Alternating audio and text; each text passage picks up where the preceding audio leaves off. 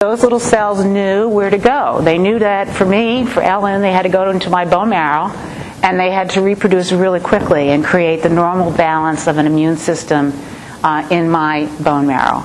Yet they know to do other things depending on what the disease state is that you have. And it is miraculous. It represents true hope, and now what's happening, the best of it all, is that we are living. we are surviving. The impact is huge now in terms of the number of survivors of bone marrow transplant who are being cured or living long lives. 8, 10, 20, 25 years is not unheard of at all due to stem cell transplantation. Now, it's not always perfect. Nothing is. And in fact, I was told in a year I'd be on my feet and I could go back to work. And so I lived my life that way. And that ended up being misinformation for me.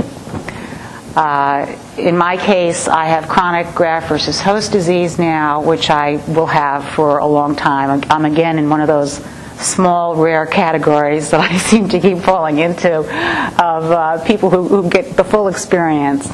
But graft versus host disease now is, it's when the graft, which is the donor cells, we call that a graft, in my immune system are still punching it out for supremacy. And in some ways, my body and the graft will recognize each other as foreign objects and therefore attack. And there's an incredible list of complications that come with graft versus host disease.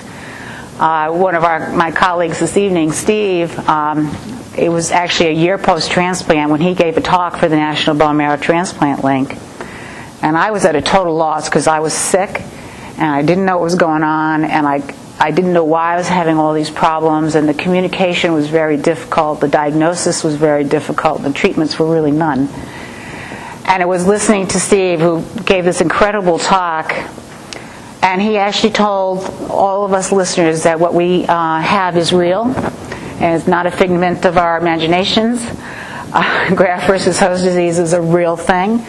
We're getting better at diagnosis. We're not perfect. We don't have a lot of good treatments right now, but we're working on them, and that's really the state of the art back at that time.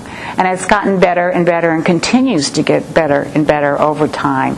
Now I'm 5 years. I still have chronic graft versus host disease. I still take 50 pills a day. But I'm here. I'm standing here tonight. I got off an airplane. I didn't get any disease getting off the plane. I'm always assuming I'm going to just fall down. It's not happening. Things are going pretty well. So it is an amazing science. It is a blessing. I did see my older son graduate high school. He's in college at UVM right now. He's studying physics, math, and minoring in music. I don't know where any of this came from, but he's having a blast. My younger son, who was 3 when I was diagnosed, he's 16 now. He's a brat. He's unbelievable, but I'm so happy. He can give me all the dirty looks and all the monosyllable conversations he wants. I get to be participating in his life now.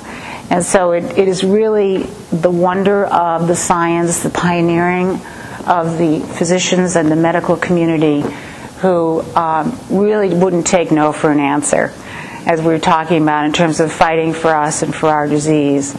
It's a crucial time now to support bone marrow transplantation. It's to me the ultimate in individual targeted therapy.